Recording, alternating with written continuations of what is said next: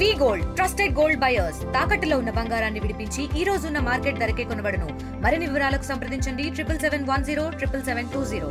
గత 3 రోజుల కిందట జమ్మూ కాశ్మీర్లో అక్కడ పర్యాటకులైనటువంటి మన హిందువులు ఆడికి వెళ్తే అంటే ఆర్టికల్ 370 ఎత్తివేసిన తర్వాత అది పర్యాటక కేంద్రం అయిన తర్వాత ఎంతోమంది దాన్ని ఆస్వాదించడానికి జమ్మూ కాశ్మీర్ ఆపిల్ దాన్ని ఆస్వాదించడానికి ఎంతోమంది పర్యాటకులు ఆడికి పోతే పాకిస్తాన్కు చెందిన ఉగ్రవాద సంస్థ పాకిస్తాన్ చెందిన పౌరులు మన హిందువులను వాళ్ళ ఐడెంటిటీ కార్డులో చూసి వాళ్ళను చంపడం దురదృష్టకరం. 27 మందిని పొట్టన పెట్టుకున్న వారిని ఈ భారత ప్రభుత్వం అంత గుడ్డిగేం లేదు.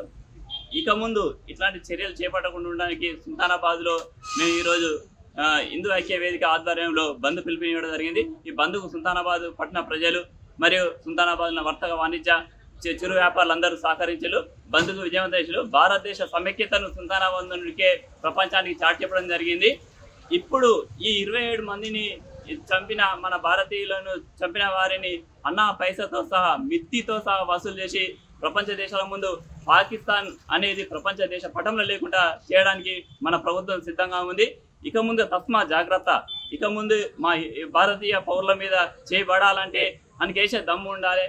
కాబట్టి ఇక ముందు దీన్ని తీవ్రంగా ఖండిస్తున్నాం. ఆ చనిపోయిన కుటుంబాలకు ప్రగాఢ సానుభూతి తెలియజేస్తున్నాం. మరిన్ని వీడియోస్ కోసం ఛానల్ ని సబ్స్క్రైబ్ చేయండి. లేటెస్ట్ అప్డేట్స్ కోసం వాట్సాప్ ఛానల్ ని ఫాలో అవ్వండి. ఆ లింక్ డిస్క్రిప్షన్ లో ఉంది.